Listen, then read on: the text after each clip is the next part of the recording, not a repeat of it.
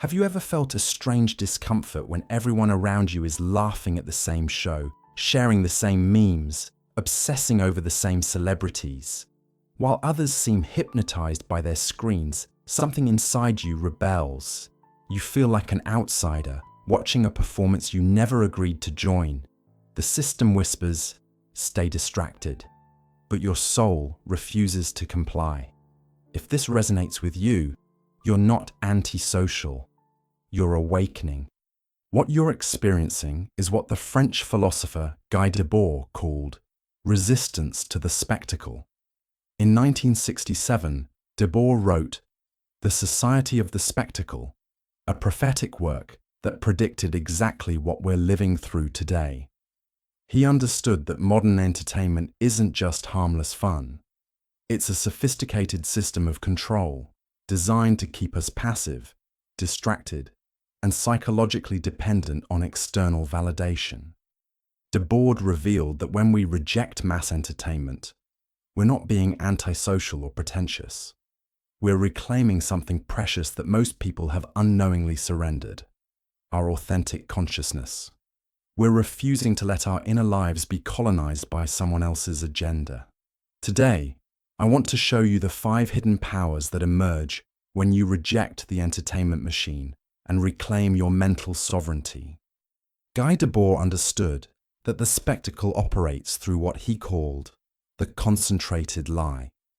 Every piece of mass entertainment carries hidden messages about who you should be, what you should want, how you should think and feel. When you binge watch a series, you're not just being entertained, you're being programmed. Your neural pathways are being rewired to accept certain values, desires, and worldviews as natural and inevitable. But here's what Debord discovered that changes everything. The spectacle only works when we participate unconsciously. The moment you step back and observe the machine instead of being consumed by it, you begin to see the strings. You start to notice the patterns, the repetition, the manipulation, and that awareness is the beginning of your freedom. This isn't about becoming a cultural hermit or rejecting all forms of art and entertainment. It's about developing what Debord called critical consciousness, the ability to engage with media and culture from a position of strength rather than weakness, choice rather than compulsion, awareness rather than hypnosis. First power. You develop authentic taste instead of manufactured preferences. When you stop consuming what everyone else is consuming, something remarkable happens. Your real preferences begin to emerge. Not the tastes that were implanted by marketing algorithms, but your genuine aesthetic sensibilities. Debord called this the return of genuine experience. Most people think they like what they like, but their preferences have been carefully shaped by exposure and repetition.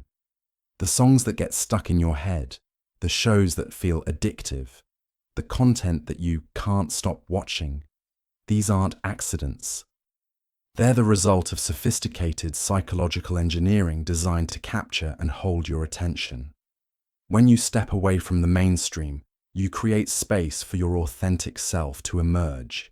You might discover you actually prefer silence to constant stimulation. You might find that slow, contemplative activities feel more nourishing than fast-paced entertainment. You might realize that creating something with your own hands satisfies you more deeply than consuming someone else's creation. This is terrifying to the spectacle because authentic taste can't be commodified or controlled. When you know what you genuinely like, independent of social pressure or algorithmic manipulation, you become an unpredictable consumer. You can't be easily targeted, influenced, or sold to. Your preferences become a form of resistance. Debord observed that authentic taste develops through what he called unmediated experience, direct contact with reality without the filter of mass media interpretation. When you choose a book because something in the title speaks to your soul, rather than because it's trending on social media, you're exercising authentic taste.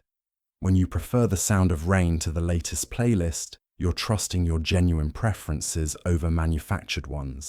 Second power, you reclaim your attention as your most valuable resource. Guy Debord understood something that modern neuroscience has confirmed. Attention is not just important, it's the very foundation of consciousness itself. Whatever you pay attention to literally shapes your reality, your mood, your thoughts, and ultimately, your entire life experience. The entertainment industry knows this better than anyone. They've invested billions of dollars in understanding exactly how to capture, hold, and manipulate human attention. Every notification, every cliffhanger, every autoplay feature is designed to keep you engaged for as long as possible. Your attention has become their product, sold to advertisers who want to influence your behavior. When you reject mass entertainment, you're not just saying no to specific shows or apps. You're saying no to having your consciousness colonized by other people's agendas. You're reclaiming sovereignty over your own mind. Debord called this the liberation of everyday life. Think about the last time you spent an entire day without consuming any mass entertainment. No social media, no streaming, no news feeds, no podcasts designed for viral consumption. How did you feel? Many people report feeling initially anxious, then gradually more present, more aware of their immediate surroundings, more connected to their own thoughts and feelings. This isn't coincidence. When you remove the constant external stimulation, your nervous system has a chance to regulate itself. Your mind stops being reactive and becomes contemplative. You begin to notice subtleties in your environment that you've been too distracted to see. Colors seem more vivid, conversations feel more meaningful, small moments of beauty become significant. Debord believed that reclaiming your attention was the first step toward what he called authentic living. When your attention isn't being constantly hijacked by external forces, you can direct it intentionally toward what truly matters to you. You can focus deeply on projects that fulfill you, relationships that nourish you, experiences that genuinely enrich your life. Third power, you develop immunity to psychological manipulation. This is perhaps the most crucial insight from Debord's work. Mass entertainment isn't just distraction, it's a delivery system for ideology, values, and beliefs that serve the interests of those who control the spectacle. Every show, movie, song, and social media platform carries embedded messages about what success looks like, how relationships should function, what problems matter, how you should spend your money, what you should fear, what you should desire. These messages aren't obvious propaganda. They're woven into the narrative structure, the character development, the emotional arcs that make entertainment compelling. When you consistently reject mass entertainment, you begin to see these manipulation techniques for what they are. You develop what Debord called critical distance, the ability to observe the spectacle without being absorbed by it. You start to notice how certain emotions are triggered by specific storytelling techniques, how artificial scarcity creates desire, how conflict is manufactured to keep you engaged. This immunity extends far beyond entertainment into every area of life. You become harder to manipulate through advertising, political messaging, social pressure, and cultural trends. You develop a kind of psychological sovereignty that makes you much more difficult to control or influence against your own interests.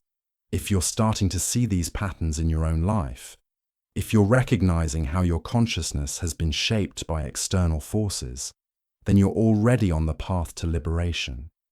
This journey of awakening goes much deeper than what we can cover today.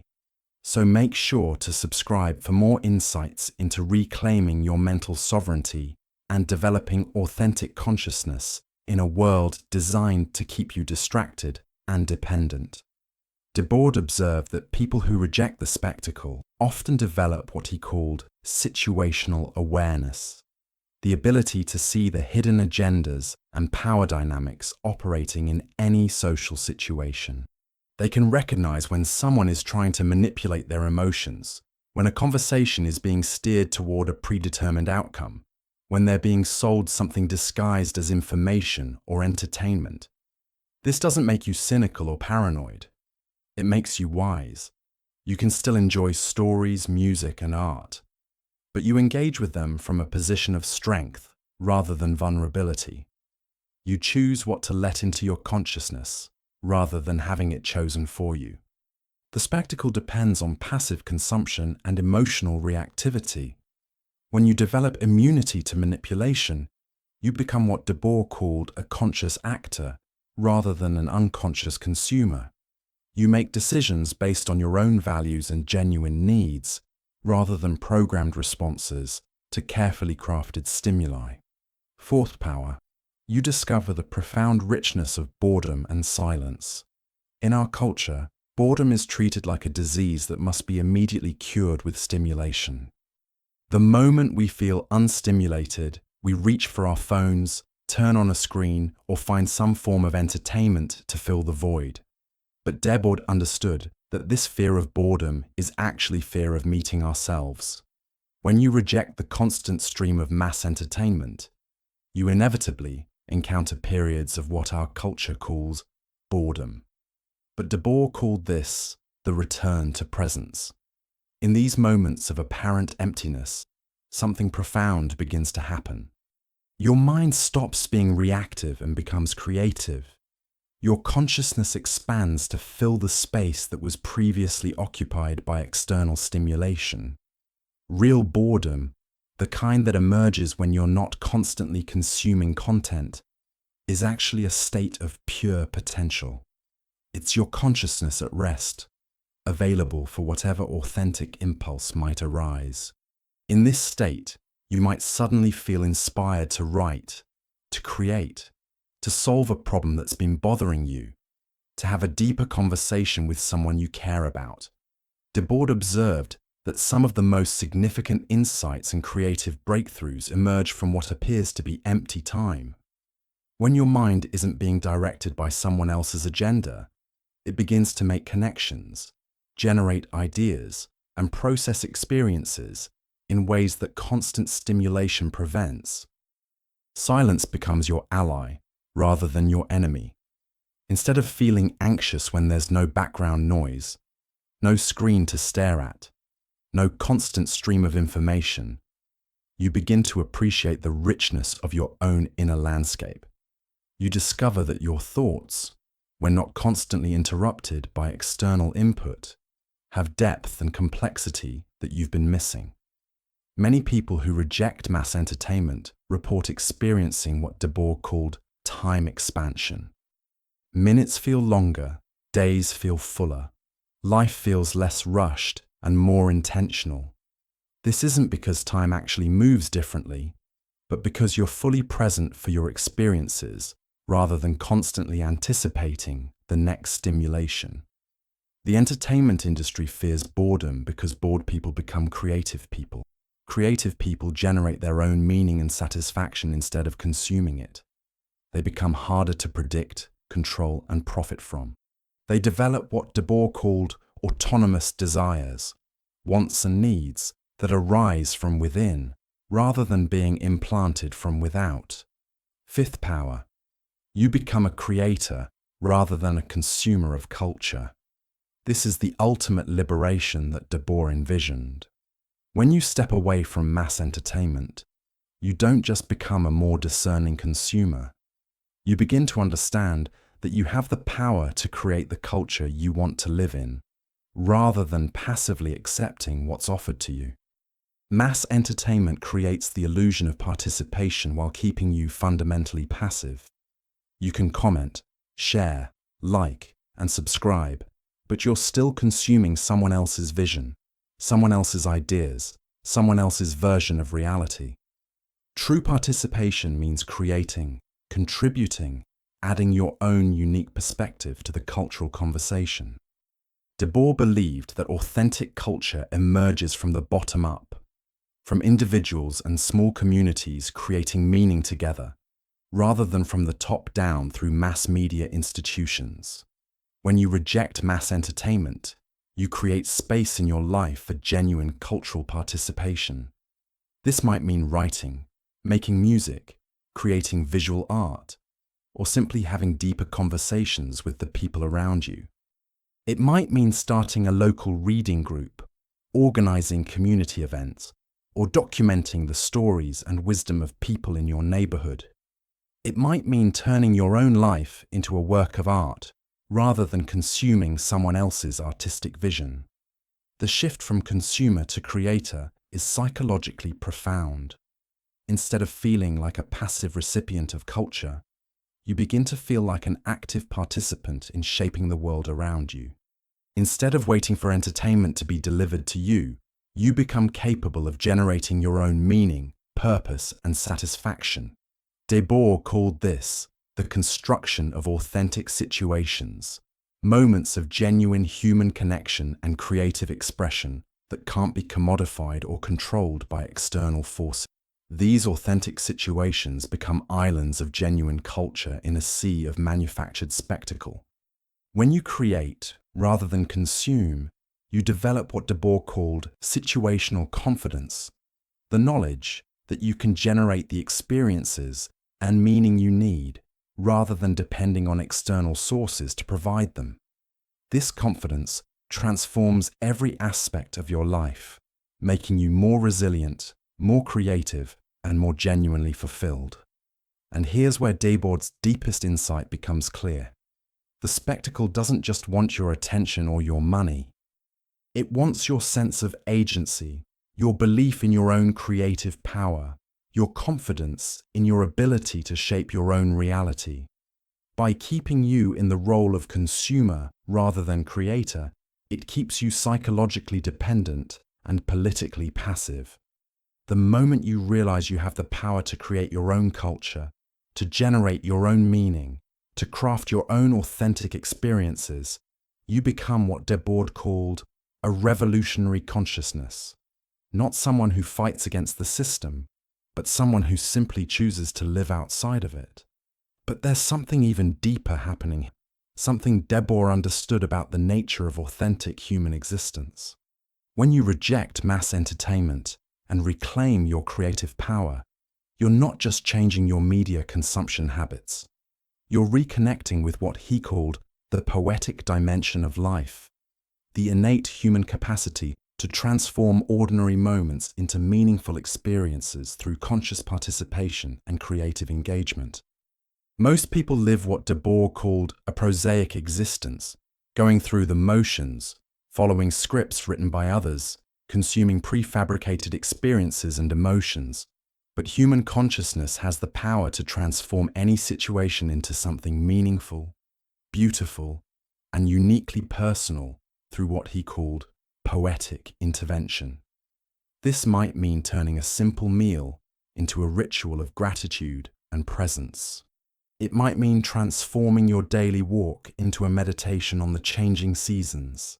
It might mean approaching your work, your relationships, your entire life as a creative project rather than a series of obligations and distractions. When you reject the spectacle, you don't become isolated from culture.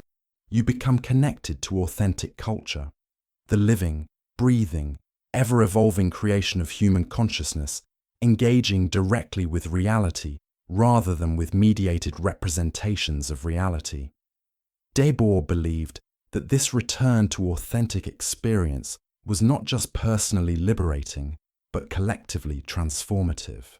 Every person who chooses creation over consumption, presence over distraction, authentic experience over manufactured entertainment, contributes to what he called the liberation of everyday life. You become living proof that another way of being is possible.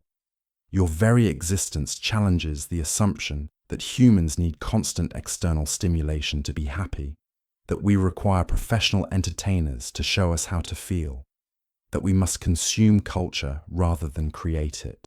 This is why your resistance to mass entertainment is actually a revolutionary act.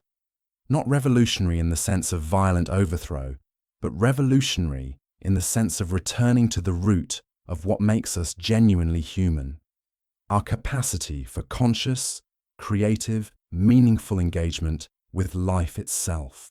The people who control the spectacle understand this threat. They know that every person who discovers the power of authentic experience is a person who becomes much harder to control, influence, and profit from. They know that genuine fulfillment can't be commodified, that authentic culture can't be monopolized, that creative consciousness can't be contained. So, if you've been feeling like an outsider, if you've been resisting the pull of mass entertainment, if you've been choosing presence over distraction, creation over consumption, silence over noise, you're not missing out. You're waking up. You're reclaiming powers that are your birthright as a conscious human being. Guy Debord spent his life studying the spectacle because he believed in the possibility of authentic human existence. He saw through the illusion of mass entertainment to the reality of human creative potential. He understood that every person has the capacity to become what he called a poet of their own life, someone who transforms ordinary existence into extraordinary experience through conscious participation and creative engagement. The power you gain from rejecting mass entertainment isn't the power to control others. It's the power to create your own reality, to generate your own meaning, to live according to your own authentic values, rather than values implanted by external forces. It's the power to become fully yourself in a world designed to make you into someone else. This transformation doesn't happen overnight, and it's not always easy. The spectacle is designed to be addictive, and breaking free from its influence requires patience, persistence, and self-compassion. But every moment you choose authentic experience over manufactured entertainment, you strengthen your capacity for genuine fulfillment and creative expression. You join the ranks of what Debord called the awakened ones. Not people who claim to have all the answers, but people who have remembered how to ask their own questions, generate their own experiences, and create their own meaningful existence in a world that profits from keeping people passive, distracted, and dependent. Your rejection of mass entertainment is actually an embrace of your own creative consciousness. It's a return to the poetic dimension of existence that is your birthright as a human being. It's a choice to live as a creator rather than a consumer, a participant rather than a spectator, a conscious agent rather than a passive recipient of someone else's vision of reality. And in making this choice, you don't just liberate yourself. You become a living example of what's possible when human consciousness engages directly with life rather than with representations of life. You become proof that authentic fulfillment exists, that creative power is real, that another way of being is not only possible but profoundly satisfying. The spectacle wants you to believe that resistance is futile, that you need what it's selling, that life without constant entertainment would be empty and meaningless. But you know better now. You've tasted the richness of authentic experience, the satisfaction of creative expression, the deep fulfillment that comes from living according to your own values rather than manufactured desires. Guy Debord's greatest gift was showing us that the cage door has always been open. The spectacle only has the power we give it. The moment we choose consciousness over unconsciousness, creation over consumption, authentic experience over manufactured entertainment, we step into the freedom that has always been ours. You are not broken for rejecting mass entertainment. You are awakening to your true nature as a creative, conscious, powerful being, capable of generating your own meaning and crafting your own authentic existence. I want to hear from you. Which of these 5 powers resonates most with your experience? Have you noticed changes in your life since reducing mass entertainment consumption? Share your story in the comments below.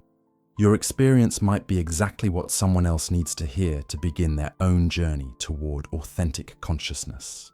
What creative pursuits have emerged in your life when you stepped away from the spectacle? Let's build a community of awakened creators who choose consciousness over consumption.